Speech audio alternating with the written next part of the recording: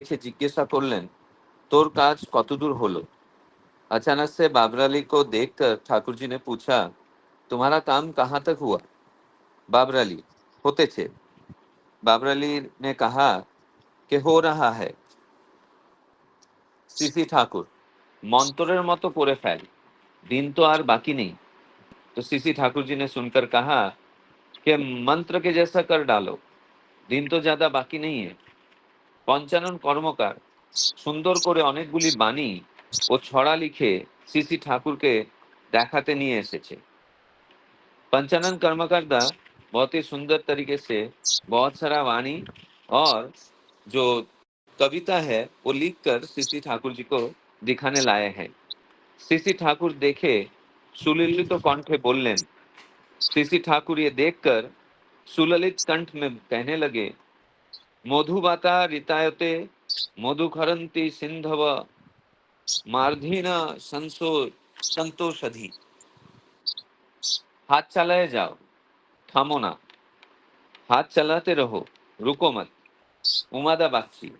এর মধ্যে ময়মনসিং জেলা থেকে চিঠি এসেছে যে সেখানে বাইরের লোক সৎসঙ্গী ঋত্বিকদের এতখানি শ্রদ্ধার চোখে দেখে যে এক গ্রামে দুই পক্ষের মধ্যে তুমুল বিরোধ বাধার পর যখন মামলা মোকদ্দমা হবার সম্ভাবনা হলো, তখন সৎসঙ্গীদের কাছে নিবারণদার কথা শুনে তার মধ্যস্থতায় নাকি বিরোধ মিটিয়ে নিয়েছে। उमा बागचीदा मयमन सिंह जिले का एक घटना बोल रहे हैं ठाकुर जी को, जहाँ पे वो कह रहे हैं कि मयमन सिंह जिला से एक चिट्ठी आया है जहाँ पे बाहर के जो लोग हैं वो सत्संगी ऋत्विक लोगों के ऊपर इतना श्रद्धा भाव से देखते हैं कि एक गांव में दो पक्ष के बीच में बहुत जबरदस्त विरोध सृष्टि हुआ और ये इतना विरोध हो गया कि मामला मुकदमा का संभावना भी होने लगा। तब सत्संगी में से निवारंदा के बात सुनकर उनके मध्यस्थता के वजह से वो विरोध मिट गया। सीसी ठाकुर, ये सब खबर सुनले আমার ভালো লাগে। सीसी ठाकुर जी ने कहा कि ये सब बात सुनने से मुझे अच्छा लगता है। निवारণের মতো মানুষও এতখানি পারে कि निवारण जैसे मनुष्य भी इतना कर पाएगा पाता है। উভয় পক্ষকে খুশি করে বিরোধের মিটমাট করে শান্তি স্থাপন কিন্তু কম কথা নয়। दोनों पक्ष को ही खुश करके विरोध को मिटाकर शांति स्थापन करना कोई कम बात नहीं है। তোমাদের ব্যক্তিত্ব যত বেড়ে যাবে, খ্যাতি যত বেড়ে যাবে, ততই দেখবে লোকে থানায় বা কোর্টে না যেয়ে তোমাদের কাছে ছুটে আসবে নিষ্পত্তির জন্য। तुम्हारा व्यक्तित्व जितना बढ़ेगा, ख्याति जितना बढ़ेगी, उतना ही देखोगे लोग थाना या कोर्ट न जाकर तुम्हारे पास दौड़े आएंगे उस बाधा या विपत्ति को निष्पत्ति के लिए। निराशी निर्मम हुआ আমার আর হলো না, নিরাশী और निर्मम हुआ होना मेरा और नहीं हुआ। আমার সব সময় আশা তোমাদের প্রত্যেকে বড় হবে, তোমাদের এক একজনকে নিয়ে হাজার হাজার লোক উপকৃত হবে, বোথ ম্যাটেরিয়ালি এন্ড স্পিরিচুয়ালি, বস্তুগতভাবে ও আধ্যাত্মিকভাবে উভয়ত। मेरा हमेशा का ये एक्सपेक्टेशन है कि तुम सभी बढ़ उठो, तुम्हारे में से एक एक जन हजार हजार लोगों को उपकार कर पाए, मटेरियलिटी एंड स्पिरिचुअलिटी दोनों तरफ से, वस्तुगत भाव और आध्यात्मिक भाव से। और ममतार कथा कओ केन, और ममता की बात क्यों कहते हो?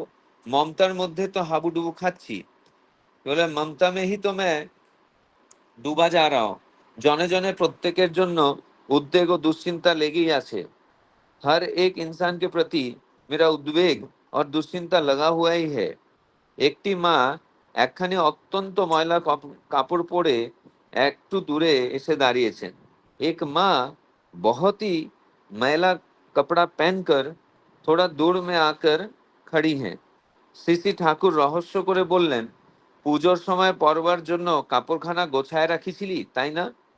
तो सीसी ठाकुर थोड़ा सा व्यंग कस के बोले कि पूजा के समय पहनने के लिए जो कपड़ा तुमने अच्छे से फोल्ड करके रखा था वही है ना? माटी लज्जित हुए बोललेन, ना, এটা কাচতে হবে, বড় ময়লা হয়ে গেছে। वो माँ लज्जित होकर कहने लगी कि नहीं, ये धोना होगा, बहुत ही मैला हो चुका है। শ্রী ঠাকুর, সাজসজ্জা, বাসনকোসন, কাপড় চোপড়, জিনিসপত্র সব সূচি সুন্দর, পরিষ্কার পরিচ্ছন্ন করে রাখতে হয়, যাতে মনে তৃপ্তি আসে, उत्साह ও पवित्रताয় उभय হয়। श्री श्री ठाकुर जी कहने लगे कि साज सज्जा, बर्तन, कपड़ा और विभिन्न जिनिस जो है, चीजें जो है, उसे बहुत ही सुंदर रूप से परिष्कार करके रखना चाहिए, ताकि मन में तृप्ति आए, उत्साह और पवित्रता दोनों ही दोनों का ही उदय हो। তোদের হাতে সংসারের সবার জীবন, তোদের কাজকর্ম, আচার ব্যবহার ও চালচলনের ভিতর দিয়ে সংসারের মানুষগুলি যদি ফুটে উঠবার প্রেরণা না পেয়ে মিয়ে যাবার খোরাক পায়, তাহলে সংসারে লক্ষ্মীশ্রী ফুটে উঠবে কিভাবে, বারবারন্তই বা হবে কেমন করে। तो ठाकुर जी और कह रहे हैं कि तुम लोगों मतलब माँ लोगों के हाथ में ही संसार का पूरा जीवन है, सभी का जीवन है। तुम्हारे कार्य से, आचार व्यवहार और चाल चलन के द्वारा ही संसार में जितने भी मनुष्य है वो प्रेरणा पाकर उद्बुद्ध होकर खड़े होते हैं, नहीं तो मीए मतलब ऐसे स्लॉथ होकर पड़ जाते हैं। और इससे संसार में जो लक्ष्मी का भाव है वो किस तरह से प्रकाश पाएगा। और बार बार अंत मतलब जो उद्वित्त है या फिर जो बड़क्की है वो कैसे होगा।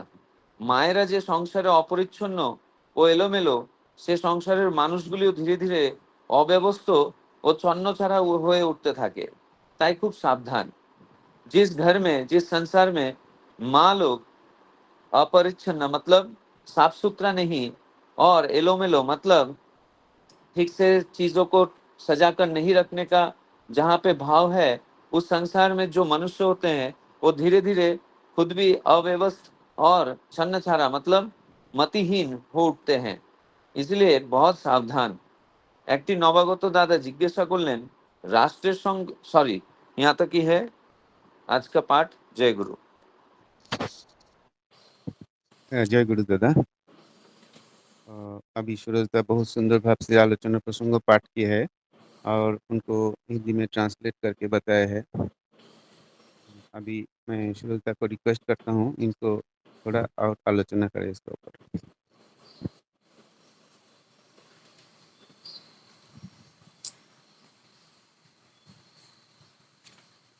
जय गुरु।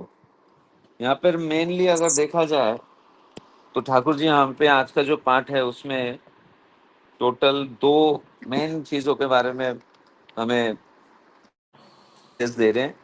एक कि गुरु भाई या सत्संगी होने का समाज में कितना प्रभाव पड़ सकता है, किस तरीके से हम समाज के वस्तुगत भाव और आध्यात्मिक भाव को अपलिफ्ट कर सकते हैं। और दूसरा जो माँ लोगों के प्रति उन्होंने जो दिशा निर्देश दिया है और किस तरीके से जितने भी माँ है उनका जो संसार है, उस संसार को अगर उद्बुद्ध करना है, अपलिफ्ट करना है, तो उनका क्या कर्तव्य है, उस बारे में ठाकुर जी यहाँ पे हमें दिशा निर्देश दे रहे हैं। पहली बात जहाँ पे ठाकुर जी ये बोल रहे हैं, उसके पहले छोटा मोटा दो चीजें, जैसे बाबरली को ठाकुर जी पूछ रहे हैं कि तुम्हारा वो काम हुआ है कि नहीं, तो बाबरली कह रहे हैं कि चल रहा है। तो सीसी ठाकुर जी बोल रहे हैं कि मंत्र के जैसा कर डालो, मतलब कोई काम अगर तुमने हाथ में लिया है तो उसमें प्रोकास्टिनेट करना सही बात नहीं है। उसके बदले उसे जितना जल्द हो सके उतना जल्दी उसे कंप्लीट करना चाहिए।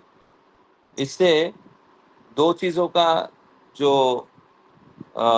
विकास होता है वो एक ये है कि हम प्रोकास्टिनेशन, ये जो आदत है बहुत बुरी आदत है, ये हम छोड़ देते हैं। और दूसरा, जब हम लोग कोई टास्क समय से पहले अगर अकम्प्लिश करते हैं तो इससे हमारा जो स्पॉन्टेनियस बिहेवियर है या तो स्पॉन्टेनियस जो स्किल है वो और ज़्यादा डेवलप होता है। दूसरा जो छोटा सा एक यहाँ पे घटना बोल रहे हैं कि पंचानन कर्मकर्ता बहुत सारे वाणी और कविता लिखकर ठाकुर जी को दिखा रहे हैं, तो ठाकुर जी खुश होकर बोल रहे हैं कि हाथ चलाते जाओ, मतलब जो तुम कर रहे हो उसे कंटिन्यूअस रखो और उसे रोको मत। इससे ये एक चीज हमें इंगित मिलता है कि जो हमारे अच्छे गुण है उस गुण को कभी भी हमें रोकना नहीं चाहिए या फिर उसमें कोई विराम नहीं देना चाहिए, कंटिन्यूअसली उसे करते रहना चाहिए और उसी से जो स्किल है और ज्यादा अच्छे तरीके से सीखने को मिलता है, या तो फिर उसको मतलब और ज्यादा पॉलिश करने का मौका मिलता है। यहाँ पे सबसे इम्पोर्टेंट जो टॉपिक है कि बीइंग ए सत्संगी, हम किस तरीके से अपने चरित्र में, अपने चाल चलन में, अपने वाक्य और व्यवहार में किस तरीके से हम चेंजेस लाए कि लोग जो डिफरेंट काइंड ऑफ प्रॉब्लम में फंस जाते हैं तो दे शुड फील कि नहीं, ये एक इंसान है जिसके पास जाने पर वो सही सही सुराह दे सकता है, या फिर अगर कोई चीज का विरोध है तो उस विरोध में ये एक इंसान है जो निरपेक्ष भाव से इस विरोध को खत्म कर सकता है, जहाँ पे इसे कहा जाता है मध्यस्थता करना। तो ये कैसी होनी चाहिए? तो यहाँ पे निवारंदा करके एक सत्संगी है, मेमन सिंह जिला के में वो रहते हैं, जहाँ पे दो पक्ष के बीच में बहुत ज्यादा विरोध हो जाता है। जब बात मामला दर्ज करने के लेवल पे पहुंच जाता है तो वहाँ पे निवारंदा के पास ये दोनों पक्ष जाते हैं और निवारंदा बहुत सुंदर भाव से उनके इस विरोध को मिटा देते हैं। तो ठाकुर जी बोल रहे हैं कि इस किस्म के जो कैरेक्टरिस्टिक्स वाले लोग हैं उनके इन बातों को सुनकर ठाकुर जी बहुत खुश हो जाते हैं और ये कह रहे हैं कि दोनों पक्ष को at the same point of time खुश करना और जो भी विरोध है उसे मिटा देना, ये कोई कम बड़ी बात नहीं है। इसका मतलब ये है कि जब विरोध होता है तो दो व्यक्ति या दो पक्ष के बीच में जो विरोध होता है तो इसका मतलब मतभेद हो रहा है, और यही मतभेद जो है, अगर ये विरोध बढ़ता रहे तो वो मन भेद तक चला जाता है। तो मतभेद जो है वो मन भेद ना हो, इसके लिए बीइंग ए सत्संगी हमारा एक बहुत बड़ा रिस्पॉन्सिबिलिटी है। जहाँ पे जब दो पक्ष का जब विरोध होता है तो ऑब्वियसली मतभेद होता है। तो आप सोचिए, दोनों पक्ष के जो मतभेद है, मैं एक चीज बोल रहा हूँ, सामने वाला एक्सेप्ट नहीं कर रहा है, सामने वाला कुछ बोल रहा है, मैं एक्सेप्ट नहीं कर रहा हूँ। इस हालत में दोनों को एक्सेप्टेबल करना एक दूसरे के प्रति, इट्स वेरी डिफिकल्ट, और बहुत टैक्टफुली इस बात को हैंडल करना जरूरी होता है। नहीं तो ऐसा लगेगा कि अगर मान लीजिए कि जो मध्यस्थता कर रहा है वो मेरा बात नहीं सुनकर दूसरे का बात मनाने का कोशिश कर रहा है, तो मैं ये सोचूंगा कि ये इंसान बायस्ड है या फिर ये ठीक तरीके से विचार नहीं कर पाया। तो मैं उस इंसान के प्रति जो भरोसा है या विश्वास है वो मैं खो दूंगा। नेक्स्ट टाइम मैं अगर ऐसा कोई सिचुएशन में पढ़ूं तो मैं इस इंसान के पास नहीं जाऊंगा। तो ये उभय मतलब दोनों ही पक्ष को सेटिस्फाई करना at the same point of time, जहाँ पे एक कॉमन टॉपिक पे एक दूसरे का मतभेद है, तो ये बहुत डिफिकल्ट होता है, स्किल बहुत बड़ी बात होती है। और उसी के साथ साथ विरोध को मिटाकर एक दूसरे के बीच में भ्रातृत्व बोध या फिर जो शांति स्थापन करने का जो बात है, ये भी बहुत बड़ी बात है। चलो दोनों खुश हो गए, विरोध मिट गया, लेकिन क्या गारंटी है कि कल जाके फिर से विरोध ना हो? तो सिर्फ उस वक्त उस विरोध को मिटाना इज नॉट द टारगेट। आगे जाके भी इन दोनों के बीच में विरोध ना हो, ऐसा एक संप्रीति स्थापन करना भी हम लोगों का बहुत बड़ा एक जिम्मेदारी है। तो इसके लिए हमें क्या मतलब हमें कैसा बनना होगा कि लोग हमारे पास ये भरोसा लेकर आए कि इनके पास जाने पर हमारे समस्या का समाधान हो सकता है। तो ठाकुर जी बोल रहे हो कैसे होगा कि व्यक्तित्व में विकास, मेरा व्यक्तित्व में अगर विकास हो और उसी के साथ साथ अगर मेरा ख्याति बढ़े, क्योंकि ये दोनों इंटर रिलेटेड है, व्यक्तित्व का विकास होना और ख्याति। जब तक व्यक्तित्व का विकास नहीं होगा तब तक ख्याति नहीं होगा।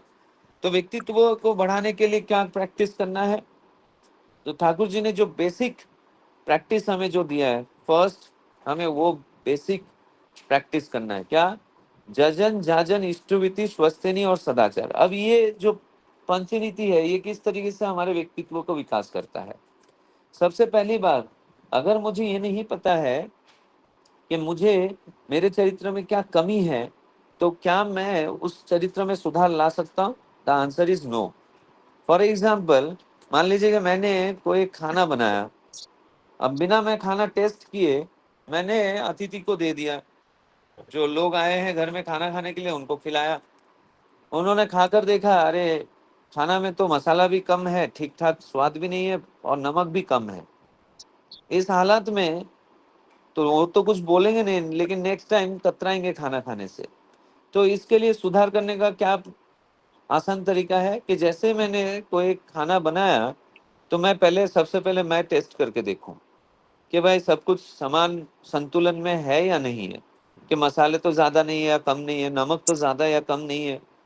तो मैं क्या करता हूँ, मैं खुद पहले टेस्ट करता हूँ, फिर उस अनुसार जो भी चीजें मुझे लगता है कम है या ज्यादा है, तो उस चीज को हम लोग संतुलन करने की कोशिश करते हैं। ठीक उसी तरह से मैं जब मेरे चरित्र को सुधार करना चाहूंगा, तो सबसे पहले मुझे मेरे अंदर झांकना पड़ेगा। तो ये झांकने के लिए मुझे क्या करना है? सबसे पहले यजन करना है।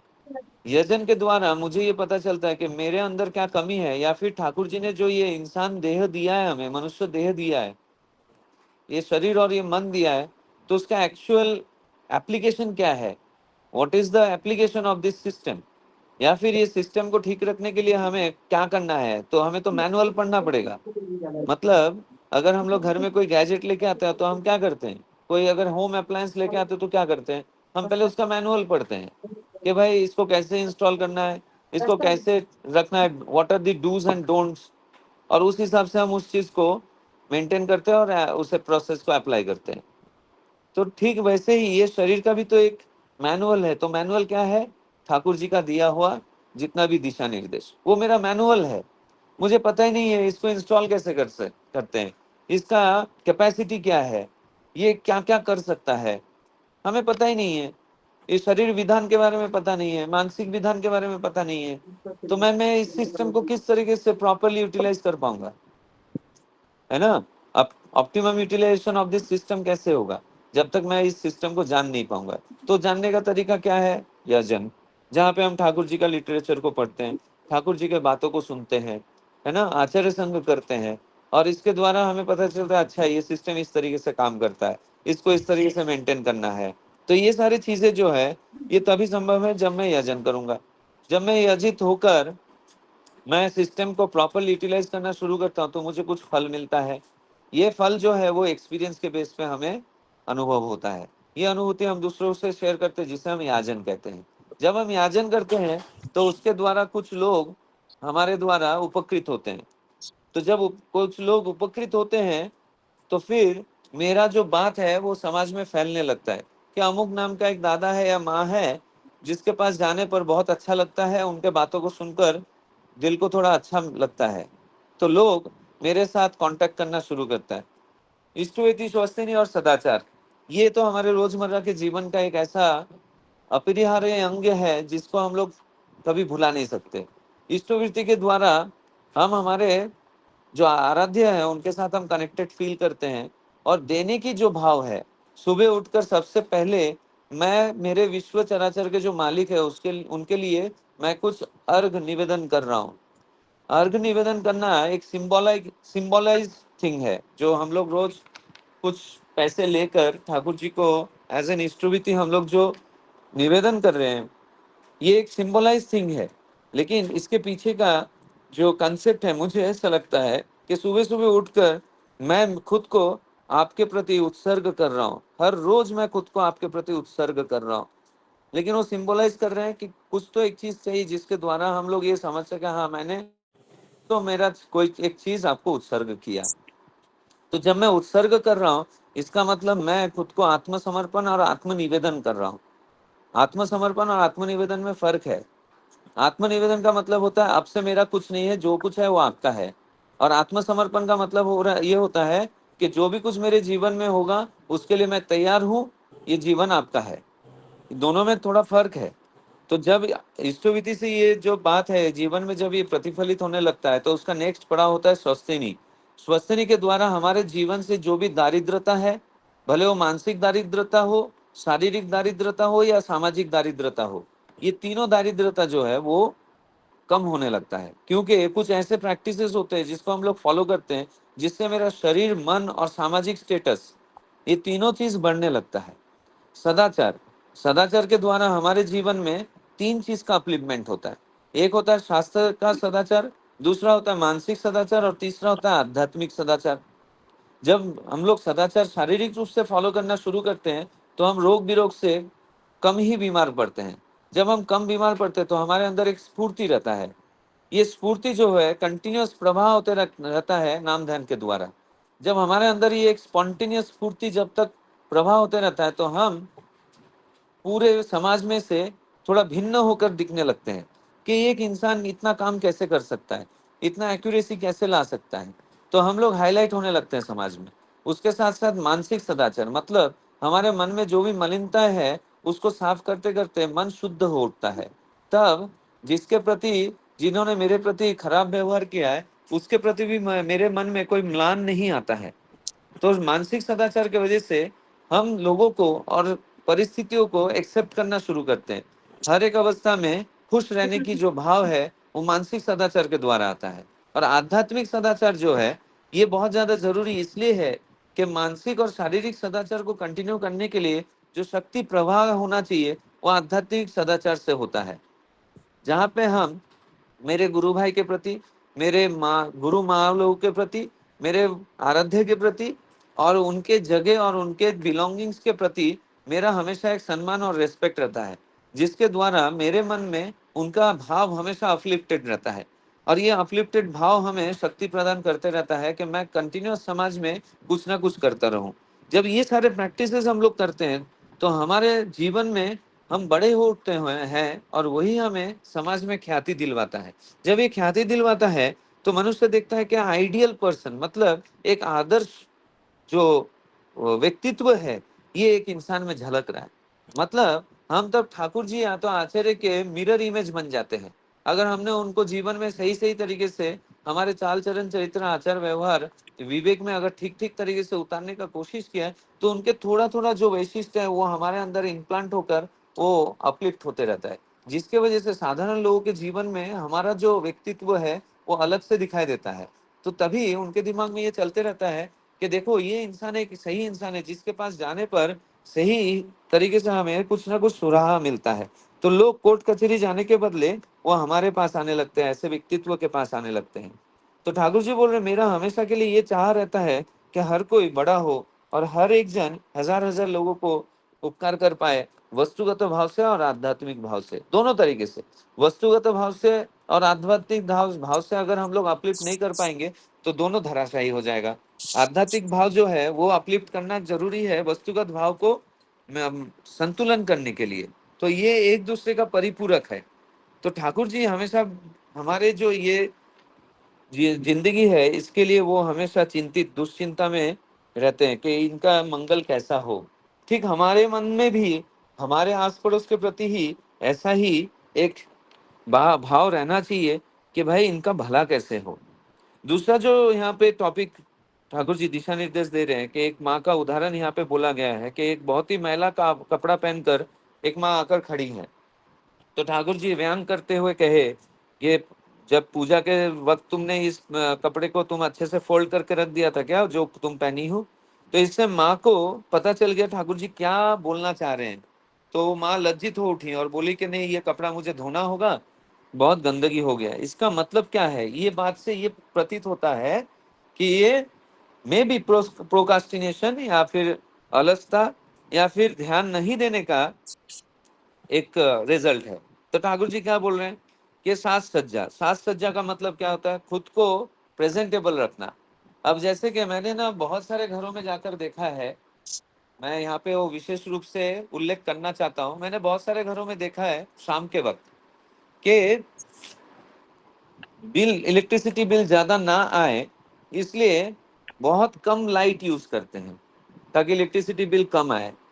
ये एक बात, बहुत अच्छी बात है कि हम बचत करने का कोशिश कर रहे हैं, लेकिन इसका एक गलत परिणाम भी है।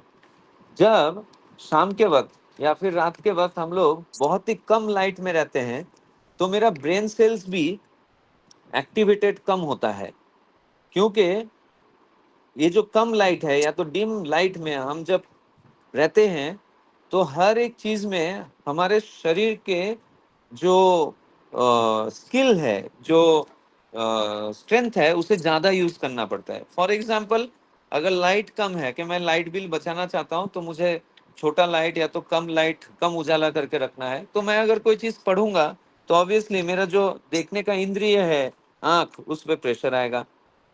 ठीक है। या फिर मैं खाना बना रहा हूँ, तो खाना बनाते वक्त कुछ खाने में अगर गिर गया, तो मुझे प्रतीत नहीं होगा कि कुछ गिरा, दिखाई नहीं देगा। ठीक है। इसके साथ साथ ब्रेन पे भी इसका बहुत ज्यादा असर होता है। जब देखिए, हम लोग रात को सोते वक्त लाइट या तो बंद कर देते हैं या तो कम लाइट रखते हैं। उसका रीजन क्या है? उसका रीजन ये है कि उजाले में मेरा ब्रेन जो है ना, वो हाइपर एक्टिव रहता है। वो इंस्टिगेट करता है हमें सजग रखने के लिए।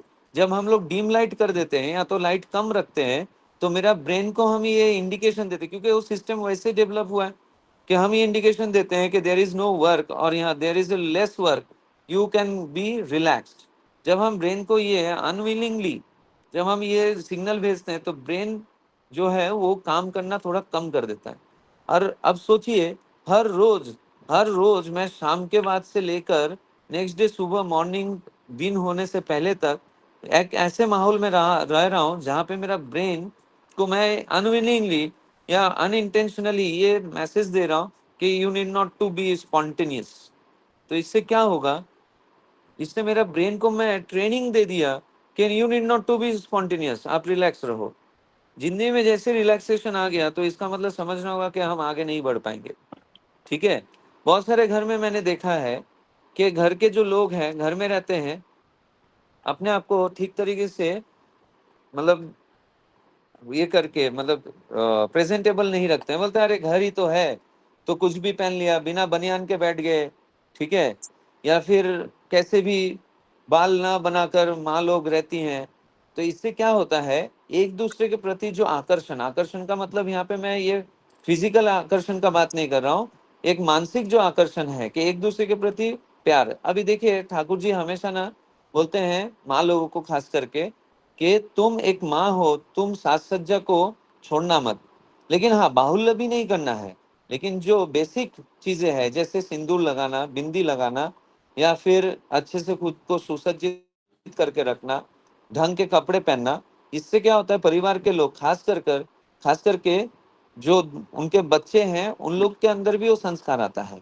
लेकिन बहुत सारे घर में ऐसा देखा जाता है कि कैसे भी कपड़े पहने हैं, कैसे भी बैठे हैं, आलू थालू हालत है। तो इससे क्या होता है, एक दूसरे के प्रति जो प्रेम है वो गहरा नहीं होता है। तो ये जो सारी चीजें हैं, ठाकुर जी यहाँ पे बोल रहे कि साज सज्जा, प्रेजेंटेबल होना, बर्तन वगैरह सजा कर रखना। बहुत सारे घरों में मैंने देखा है कि बर्तन कैसे भी करके रखा हुआ है, मतलब उसका कोई सिस्टमेटिक वे ऑफ जो कीपिंग दी यूटेंसिल्स वो नहीं है। कपड़े इधर उधर पड़े हुए हैं, कपड़े शायद से बाहर से आके, बाहर का कपड़ा बिना धोए वही घर में पहन रहे हैं। या फिर जो चीजें हैं उसको रोज साफ सफाई नहीं कर रहे, धूल जमा हुआ है। ठीक है। तो ये सो जो सारी चीजें हैं, ये इंडिकेशन देता है कि इस घर में या फिर उस चरित्र, इंसान के चरित्र में कहीं ना कहीं आलसीपना या फिर प्रोकास्टिनेशन है, या फिर इग्नोरेंस एटीट्यूड है।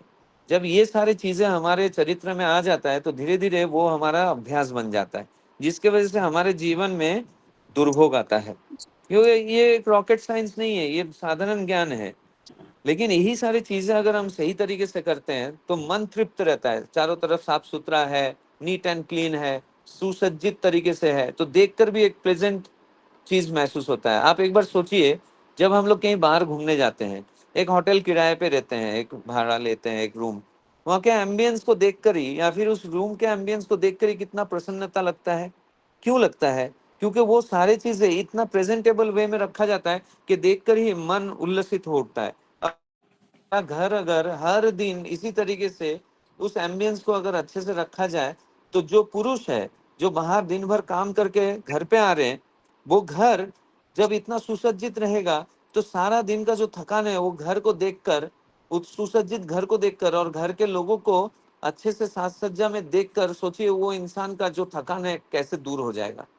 लेकिन वही अगर घर पे आने के बाद चारों तरफ बिखरा हुआ सामान है, लोग कैसे भी बैठे हुए हैं, तो जो मतलब बोलते हैं ना, जो थकान है वो चिड़चिड़ाहट में ट्रांसफॉर्म हो जाता है, जिसकी वजह से घर में फिर चिड़चिड़ाहट होती है, एक दूसरे के साथ अनबन होता है, और जो रिश्ता है वो खराब होने लगता है। तो ठाकुर जी यहाँ पे ये चीज एकदम बहुत जबरदस्त तरीके से बोल रहे हैं कि उत्साह और पवित्रता दोनों का उदय होता है। उत्साह मतलब ये जो एक्साइटमेंट, कि नहीं मैं थक गया था लेकिन ये एम्बियंस देखकर सारा थकान दूर हो गया, मैं खुश हो गया। तो इसके वजह से क्या होता है कि हमारे जीवन में जो स्पॉन्टेनियस मतलब कंटिन्यूअस जो एनर्जेटिक रहना, ये कंटिन्यू होते रहता है। तो ठाकुर जी यहाँ पे बोल रहे हैं कि तुम्हारे ही हाथ में संसार का सभी का जीवन है। तुम अगर चाहो तो उस जीवन को अपलिफ्ट कर सकते हो, तुम अगर चाहो तो उसे निभा भी दे सकते हो। घर में आने के बाद ही, भले वो पुरुष हो या स्त्री हो, तो मान लीजिए कि एनी ऑफ दी टू, घर पे आने के बाद ऐसा कुछ बिहेवियर देखा जिसकी वजह से चिड़चिड़ाहट होने लगा, तो सोचिए क्या हालत होगा। आज जो नॉन सत्संगी के घर पे मैं तो कभी कभी जाता हूँ, मैं देखता हूँ कि एक दूसरे के प्रति इतना चिड़चिड़ाहट, इतना हेट्रेडनेस कहाँ से आया। वही दो व्यक्ति तो एक दूसरे को पसंद करके शादी किए थे, या फिर वही व्यक्ति तो उसका माँ बाप या तो फिर बच्चा है, तो इस रिलेशन में चिड़चिड़ाहट आया कहाँ से।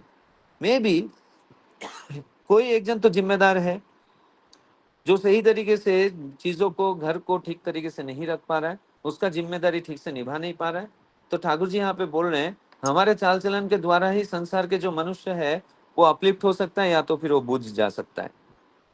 तो संसार में लक्ष्मी कैसे बढ़ेगा? लक्ष्मी बढ़ने का तरीका ही यही है कि घर को, लोगों को, चीजों को सही तरीके से रखना, सही तरीके से उनका नरिशमेंट करना और सही तरीके से आगे बढ़ना। जब ये चीज रहेगा तो ऑब्वियसली, अभी मैं और एक एग्जांपल देता हूँ। अभी मान लीजिए कि हम लोग रोज चावल बनाते हैं या फिर हम लोग रोज रोटी बनाते हैं, राइट। जो माँ होती है घर की, वो क्या करती है, चावल लेती हैं, चावल धोती हैं। ये जो प्रोसेस है, ये प्रोसेस में कभी कभार ऐसा होता है कि कुछ चावल का दाना नीचे गिर गया, या फिर मैं जब मान लीजिए कि वो माँ जब आटा ले रही है तो आटा थोड़ा गिर गया। तो अब सोचिए, ये जो गिर गया या फिर चावल गिर जा रहा है, तो ऑब्वियसली कहीं ना कहीं अगर वो ध्यान से किया जाए तो ये चीज नहीं होता है। मैं कलकत्ता में 68 में, बहुत पहले की बात है, मैं 68 में गया था। तो वहाँ पे जो सुनील दा थे, जो ठाकुर जी का भोग चढ़ाते थे और उसके बाद फिर आनंद बाजार का खाना भी बनाते थे। मैंने सुशील दा को देखते हुए, मतलब बोलते हुए, और देखा भी है कि वो जब चावल परोसते थे, वो इतने ध्यान से चावल को परोसते थे कि चावल का एक दाना भी थाली के बाहर नहीं गिरता था। और खाना खाते वक्त अगर किसी के द्वारा चावल अगर थाली के बाहर गिर जाता था, तो सुशील दा स्पेशली उस इंसान को आके बोलता था, ये जो दाना तुमने चावल का गिरा है, इसके उठाओ और इसको धोकर खाओ, ये ठाकुर का संपद है, इसे किसी भी तरीके से नष्ट करने का तुम्हारा कोई अधिकार नहीं है। तो ये क्या है, ये एक सेंटीमेंट है। तो ये सेंटीमेंट जब रहेगा तो सोचिए, घर में लक्ष्मी अपने आप बंधी रहेंगी, अपने आप जो संसार में जो चीजों की कमी कभी नहीं होगी। ये सेंटीमेंट का बात है। इसलिए ठाकुर जी यहाँ पे बोल रहे हैं कि जो माँ है वो अगर संसार में एलो मेलो, मतलब कोई ये नहीं है, सजावट नहीं है, कैसे भी कोई भी सामान किधर भी पड़ा हुआ है और एक अपरिष्कार परिच्छन्नता नहीं है, ऐसा संसार में मनुष्य, जो भी मनुष्य है, भले वो आदमी हो, औरत हो, कोई भी हो, वो धीरे धीरे उसके जीवन में भी वही चरित्र फूट उठता है कि वो अपने जीवन में अव्यवस्थित रहता है, अपने जीवन में वो कोई मति गति रहता नहीं है, कभी भी कुछ भी करते रहता है। तो ये जो चीजें हैं, ये चारित्रिक वैशिष्ट्य बन जाता है, जिससे ठाकुर जी हमें सावधान रहने के लिए कहे हैं। तो ये जो चीजें हैं, आज का जो टॉपिक है, इसमें हमारे लिए बहुत महत्वपूर्ण जो बातें हैं ठाकुर जी ने कहा है, और ये अगर हम लोग चरित्रगत कर पाए तो मुझे ऐसा लगता है आने वाले दिनों में हमारे घर में तो खुशियां आएंगी ही आएंगे, उसके साथ साथ लोगों के जीवन में भी हम उस खुशियों को बढ़ा सकते हैं, बांट सकते हैं। यही करके मैं अपने वाणियों को विराम करता हूँ। जय गुरु। जय गुरु दादा। अभी सूरज दा बहुत ही अच्छी तरीके से आज का जो आलोचना प्रसंग है उसका दो पार्ट है, तो उन्होंने आलोचना की है दो पार्ट को। पहला पार्ट जो है वो है कि हमारा शरीर जो है एक सिस्टम है, और ये सिस्टम को ठीक रखने के लिए हमको जो मैनुअल में दिया हुआ है, वो मैनुअल फॉलो करना होता है। कोई भी सिस्टम को जब हमारा घर में आते हैं तो हम उसको पहले मैनुअल पढ़ते हैं और मैनुअल पढ़ के उसको सही तरह से चला सकते हैं। सिमिलरली हमारा बॉडी भी एक सिस्टम है और उनको चलाने के लिए ठाकुर जी हमें जो मैनुअल दिया है, वो मैनुअल 5 जो मंत्रों दिया है, वो 5 मंत्रों हम सही ढंग से इस्तेमाल करें, तो हमारा बॉडी भी बहुत सुंदर तरह से चलेंगे, बॉडी बॉडी एंड माइंड। तो हम लोग हमारा जो एफिशिएंसी है वो मेटेरियलिस्टिकली एंड स्पिरिचुअलिटिकली बहुत सुंदर से अपलिफ्ट होंगे और हम बहुत सारे चीज को हम टैकल कर पाएंगे। जैसे इधर निबानंदा को बात सुन के ठाकुर इतना इतना उल्लसित खुशी हो गए कि जो दो दो दलों के बीच में विवाद था, वो भी बात निवानंदा कितनी अच्छी से सुलझा दिए है, सॉल्व कर दिए है। वो लोगों को कोर्ट कचहरी करने का जरूरत नहीं पड़ा। ठाकुर जी कितना निवानंदा का प्रशंसा करते हैं और बहुत खुश होते हैं, बोलते हैं कि तुम लोग को हम तो यही चाहते हैं कि तुम लोग इतना अच्छा हो जाओ, इतना तुम्हारा कैपेसिटी बढ़ जाए कि लोगों को कोर्ट कचहरी जाने का जरूरत ही नहीं पड़े। तुम लोग खुद संभाल सकते हो ये सब छोटा मोटा डिस्प्यूट को। और दूसरी पार्ट जो है, दूसरी पार्ट में ठाकुर जी बोला है कि माँ लोग जो है, माँ लोग को बहुत सुंदर भाव से रहना है और सब कुछ अरेंज करके रखना है और साज सज्जा अच्छी तरह से करना है ताकि मन हमेशा हमेशा उत्फुल्ल और प्रसन्न रहे। अ, सब कुछ कापड़ चोपड़ मतलब कपड़ा अच्छा से पहनना है, सब यूटेंसिल्स बहुत सुंदर भाव से सजा के रखना है ताकि कोई आए घर पे आए तो घर का एम्बियंस देख के उनका मन प्रसन्न हो जाए। अ, और मन प्रसन्न हो जाएगा तो सब कुछ ठीक ठाक जे चलेगा। घर घर में घुसते ही अगर लगता है कि ये कहाँ आ गया, सब कुछ बिखरा हुआ पड़ा है, कुछ दुर्गंध आ रहा है, तो मन ठीक नहीं रहेगा और कुछ काम आगे ठीक से नहीं हो पाएगा। तो ये बहुत जरूरी है। घर में घुसते ही एक लक्ष्मीश्री को इमेज देखने को मिलता है। अगर सब कुछ अरेंज, जैसे सूरजधन ने बताया, हमने कभी कोई होटल में जाते हैं तो देखते हैं होटल का एम्बियंस इतना अच्छा बना के रखते हैं, तो घुसती हमारा मन उत्फुल्ल हो उठता है, तो हम उधर रहने का मन करता है। हम सोचते हैं ज़्यादा दिन इधर रह जाए। लेकिन अगर ऐसे ही उल्टा सुल्टा रहेगा, कुछ रहेगा ठीक से अरेंज नहीं रहेगा, तो हमको मन ही नहीं करेगा उधर। अ, ए- एक दो दिन रहने का बाद तो एक दिन में वापस चले आएंगे। तो सिमिलरली घर में भी ऐसे ही घर में भी ऐसे ही बहुत सुंदर एम्बियंस बना के रखना होता है। तो मालों का खास करके ये कर्तव्य है, बहुत सुंदर भाव से कपड़ा उपड़ा साफ रहना चाहिए। जैसे ठाकुर जी एक माँ को बोल रहे हैं कि मतलब थोड़ा व्यंग्य करके बोल रहा है कि ये कपड़ा क्या तुम ठाकुर पूजा के लिए सजा के रखा था, पूजा के लिए संचय करके रखा था, जब पूजा आएगा तभी पहनेगा। मतलब ठाकुर जी ये इंगित दे रहा है कि कपड़ा साफ नहीं है, मैला है। तो माँ ने वो समझ गया और समझ गया, बोला ठीक है, हाँ हमको ये कपड़ा धोना चाहिए। मतलब ठीक टाइम पे नहीं धोआ है और बिना कपड़ा धोए वो ठाकुर जी का पास आ गए हैं। तो ठाकुर जी उसमें अच्छा नहीं लगा ठाकुर जी को, इसलिए ठाकुर जी इनडायरेक्ट वे में उनको बताया। तो ये चीज है कि सब कुछ सब चारों तरफ नजर रखना है और सब कुछ अरेंज होना चाहिए घर पे, कपड़ा साफ होना चाहिए। यही सब चीज बहुत मैटर करता है एक्चुअली लाइफ में। मन प्रसन्न होगा तो सब कुछ हस्बैंड वाइफ का अंदर ये हारमोनी रहेगा।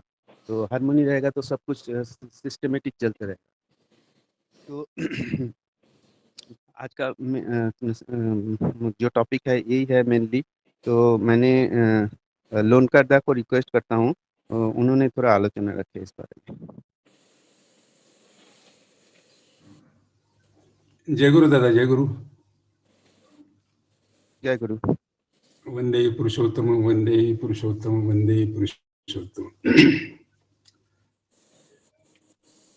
ये जो सुबह का आलोचना प्रसंग का लेके जो चल रहा है 4 साल से, तो सर्वप्रथम मैं हमारे आदरणीय शशिकांत राजा जो उसका माइंड में ये आइडिया आया, और उस तरीके से कुछ 2 साल पहले मैं जब पलावा में सत्संग बहुत, तो मैं ऐसे ही समझ के वो टाइम शशिकांत पुणे में थोड़ा दिन थे, लेकिन मेरा ज़्यादा उनसे परिचय नहीं हो गया था, मुझे मालूम था। तो पलावा सिटी में मैं पहली बार उन्होंने जो सत्संग आयोजित किया था, उसमें मेरे को सोचा कि जाने का, अगर हमको नहीं है, अगर बोला है किसी ने तो भी, लेकिन जाने का। तो देखा, बाद में 2 साल वो देखे शशिकांत से मेरा परिचय और नज़दीक हो गया। और अभी कुछ दिन पहले जब हम पलावा में ये पुनः मंदिर के लिए कि हम गए थे, तो उनका घर में भी बातचीत होने के बाद उन्होंने मेरे को बताया कि दादा हम 4 साल से यह आलोचना प्रसंग रोज सुबह एक घंटा, आधा घंटा, पौन घंटा हम करते हैं, तो आप जुड़ सकते हैं। तो मैं बोला ठीक है, मेरे को लिंक भेज दिए। तो कुछ 10-15 दिन पहले जो मैंने लिंक भेजा, तो मैं जो सुबह ज्वाइन करने का कोशिश करता हूँ। सुबह बहुत कुछ काम रहता है, लेकिन फिर भी कोशिश करता हूँ।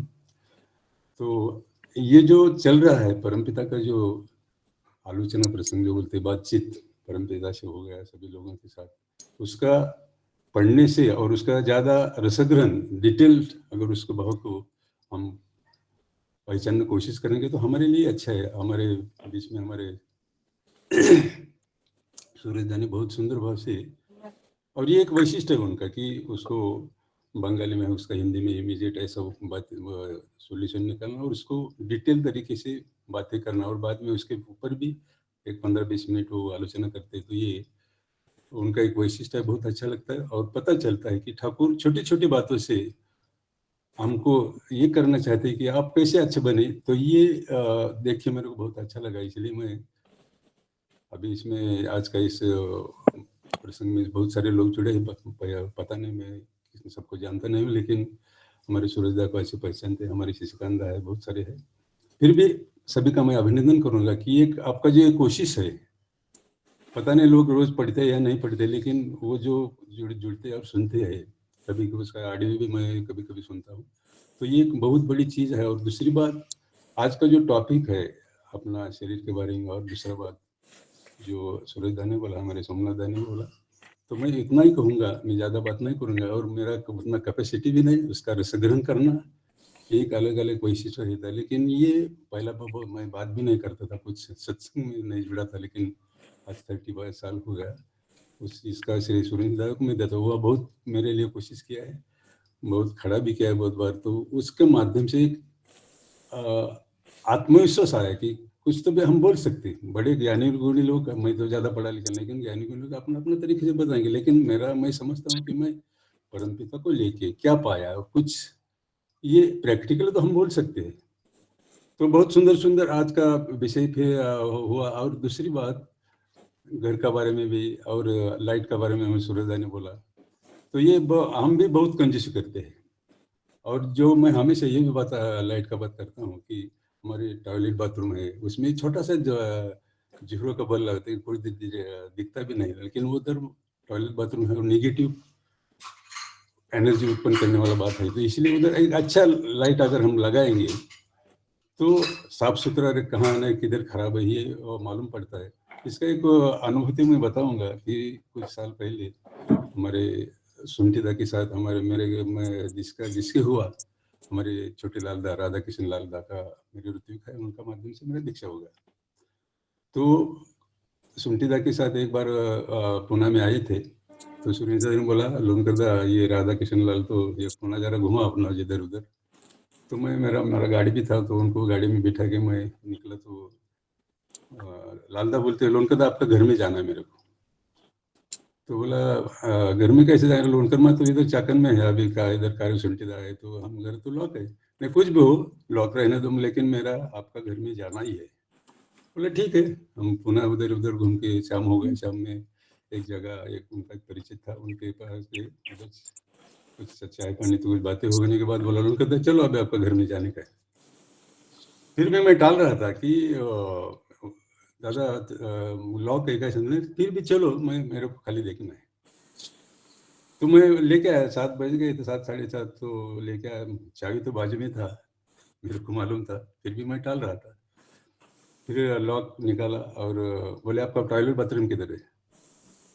तो मैं बोला, उनको दिखाया और वो टॉयलेट बाथरूम होके आए। फिर जो ठाकुर आसन है उसका सामने वो थोड़ा लेट गए। उतने में मैं उनके लिए चाय बिस्किट का इंतजाम किया। चाय पीने के बाद बोले चलो अभी जाएंगे हम चाकन। बाहर आने के बाद बोले लोनकर दा मैं क्यों आपके पीछे पड़ा था? तो जब हमारे प्रधानाचार्य थे वर्धा के टाइम पे, वो बोले कि वर्धा जी हमको कभी कभी बोलते हैं लालदा या ऐसा ऐसा आदमी के घर में जाके आओ। तो एक बार मैं गया, जाने के बाद मेरा कुछ खातिरदारी हुआ, नाश्ता पानी चाय पानी होकर मैं वापस आया। वर्धा जी पूछते कि लालदा क्या आप गए थे वो आदमी के पास जो परिवार के लिए मैं बोला था? वो बोल गए थे, क्या होगा? मैं बातें हो गया, थोड़ा चाय पानी नाश्ता, इतना ही। बोला इसके लिए आपको भेजा नहीं था, आपका काम था कि संपूर्ण तरीके से उधर का घर कैसा है, उनका टॉयलेट बाथरूम कैसा है, वो लोग रहते कैसे, परमपिता का आसन कैसा है, वो डिटेल देख के आने के लिए आपको बोला था, खाली नाश्ता पाने के लिए नहीं। तो लालदा बोले इसलिए मेरा काम था कि ठीक है आप ऋत्विक हो या सत्संग हो, लेकिन मेरा जो आपके पीछे पड़ने का कारण था कि मेरा आपको घर देखने का, टॉयलेट बाथरूम देखने का था, कैसा रखा है क्या है। तो बोले बहुत सुंदर, मेरे को बहुत आनंद लगा जो आप जिस तरीके से टॉयलेट बाथरूम में गौर हो, सब कुछ इतना अप टू डेट रखा है। मेरे को आनंद, बहुत आनंद मिला। तो ये कहने का बात ही है कि अगर हमारा घर रोज साफ हो, इधर जाली बिली नहीं हो, तो ये प्रसन्नता, सूरज बोले थे ना कि घर में अगर हम रहते तो घर भी साफ सुथरा होना चाहिए। ये छोटी छोटी बात। दूसरी बात, मालों के लिए भी उन्होंने बोला कि अपना किचन कैसा होना चाहिए, बर्तन कैसा रखने चाहिए। एक बार मैं कैसे जो सुना था कि हमारे वर्तमान आचार्य देव कहाँ तो गए थे, तो खाने के बाद वो माँ को बोलते हाथ कहाँ धो? हाँ है। तो जहाँ बर्तन पड़ा था बोले यहाँ धो। तो हमारे आचार्य देव बोलते नहीं, ये तो हम अन्न ही कोई सिंपल बात नहीं, पर ब्रह्म है वो, उसको उधर हम कैसे धोएंगे? तो कहने का मतलब कि छोटी छोटी बातें पे हम लोग को जो आचार्य देव हो या परमपिता हो, उन्होंने जो बताया उसको तरीके से हम चलेंगे तो हम में ऑटोमेटिकली सुधार आता है, हमको कैसा रहना है, कैसा चलना है। अभी जो देखो, अगर हम कपड़ा डालते हैं, कैसा धोया आपने डाल दिया, लेकिन उसके ऊपर अगर प्रेस नहीं किया तो मन को भी अच्छा नहीं लगता ना। अगर उसको ठीक तरह से धोने के बाद प्रेस किया तो एक मन प्रसन्न होता है, अरे मैं अच्छा। तो ये छोटी छोटी बात। तो मालों का भी काम है कि अपना किचन कैसा हो, अपना बर्तन कैसा हो। रात में जब खाना खाते हैं तो मिनिमम उसमें घसना विसना नहीं, लेकिन साफ सुथरा तो जो है तो रखना चाहिए। ये छोटी छोटी बात। खाना बनाते टाइम हमारा नाम देना चाहिए, कपड़ा कैसा पहनना चाहिए, कितना दिन के बाद कपड़ा धोना है हमारा। जो मैं तो हमेशा बोलता हूँ कि हम जहाँ सोते हैं वो कपड़ा जब हम सुबह उठते हैं तो अच्छी तरह फोल्ड करके रखना है और उसको प्रणाम भी करना है, क्योंकि हमको 6 घंटा उन्होंने आराम दिया है।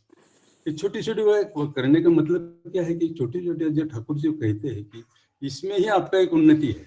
हमको फिर पता चलता है कि मेरे को कैसा चलना है, कैसा बोलना है, कैसा रहना है, लोगों के साथ कैसा रहना है, या आपका आचरण के माध्यम से। या हमेशा हम बोलते विजय इष्टबुद्धि सदाचार क्यों हमेशा बोलते हैं, उसका जो बेसिक है वो अगर हम अच्छी तरह रखेंगे तो ऑटोमेटिकली मेरा उन्नति, और मेरे को पता चलेगा कि मेरे को ज्ञान हो गया, मेरे को परमपिता क्या चाहता है। हमारे परम पूज्य दादा हमेशा बोलते थे कि मैं ठाकुर को प्रेम करता हूँ, ठाकुर मेरे जीवन के सब कुछ है, उनको पाना ही मेरे जीवन की साधना है। ठाकुर सब कुछ लेकर है, इसीलिए सभी मेरे प्रिय है। इस तरह से चलना चाहिए। इस तरह से चलने पर हम लोग ठाकुर के मन के मुताबिक और ठाकुर जैसे चाहते हम बन सकते हैं। तो कितनी सिंपल बात है। तो ये अगर हम करेंगे तो सवाल ही नहीं कि हम परमपिता को फिर दूसरे को दोष देना, ये तो हमारे मन में आएगा ना। सबके जो अंदर खराब बात है, लेकिन हमेशा हम स्ट्राइक होता है कि कहाँ भी अगर थोड़ी सी भी निगेटिव बात है तो स्ट्राइक होता है, ठाकुर देख रहे हैं। तो ये इतना, और हम सभी इतना भाग्यवान है कि परमपिता एक बार बाहुवाणी में बोले कि हे मानव, तो क्यों डरता है? अविराम नाम ले, तुझे कोई चिंता नहीं है। मेरे ही डर से अग्नि प्रज्वलित होता है और मृत्यु अपना अपना कार्य करते हैं। चंद्र सूर्य मेरे तरफ से ही कारण ही चलते हैं। तो आपको किसी का स्पर्श करना भी ताकत नहीं। नित्य देहधारी भक्त का मैं कभी नाश नहीं करता। मेरा सुदर्शन चक्र सर्वदा भक्त की रक्षा करता है। कोई बात न सुन, किसी के लिए भी मत सोचो, निर्भय होकर उच्च कंठ से नाम लो। मैं कलयुग में आया हूँ, नाम ले तेरा सब भार मैंने लिया है, डर मत डर मत डर मत। तो इतना 100% हमको अगर शाश्वती दिया है परमपिता ने, 100% इतना अगर हम करेंगे, मैं कभी कभी कहता हूँ ज्यादा डीप जाने की भी जरूरत नहीं। अच्छी तरह नाम दें, सुबह शाम का प्रदान। हमारे प्रधान आचार्य पितृदेव सिर्फ ऐसे ही बोलते थे, ठीक ठीक तरह से आपका सुबह शाम का प्रार्थना और नामदान करेंगे तो आपको कुछ सोचने का डर नहीं। कितना सिंपल बात है। अगर हम इतना ही करेंगे तो मेरे को लगता नहीं कि मेरा कुछ खराब होगा करना। और हमेशा एक विश्वास आता है, एक स्वाभिमान अंदर का आत्मविश्वास जगता है और हमको क्या चलना है। हमारे और जब ठाकुर पर हम जाते हैं क्या देखते हैं, वो हमारे शरीर का ही कपड़ा पहना है, हमारे शरीर के, लेकिन उसमें और हमारे बहुत फर्क है, जमीन आसमान फर्क। वो कैसे बैठते, पहराव कैसा है, उनका बोलने का तरीका है, चलने का तरीका है। ये छोटी छोटी अगर बात करती तो मेरे को भी लगता है मैं कि ऐसा क्यों न बनूं। तो बहुत कुछ बातें हैं, लेकिन पता नहीं मैं कितना ठीक बोल रहा हूँ, लेकिन बहुत अच्छा लग रहा है। मैं ज्वाइन करने की कोशिश करता हूँ, ऐसे ही जुड़ते रहिए।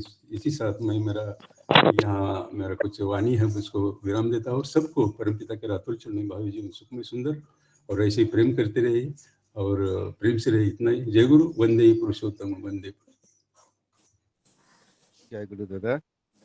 लोनकर दा बहुत अच्छी तरह से आलोचना की है, सुन के बहुत अच्छा लगा।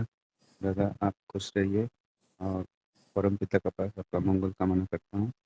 आज का टाइम ख़त्म हो गया है, तो आज का सत्संग इधर ही खत्म हो रहा है। जय गुरु। नहीं, सत्संग तो नहीं, आलोचना प्रसंग। सॉरी लंकर सॉरी, बहुत सुंदर। हाँ, लंकर दा आलोचना बहुत सॉरी। सुंदर भाव से आज आलोचना रखे। मेरा बात हुआ था कल लंकर दा के साथ और बहुत बढ़िया आलोचना रखे लंकर दा। जय गुरु। जय गुरु सबको, जय गुरु, जय गुरु। जय गुरु, जय गुरु।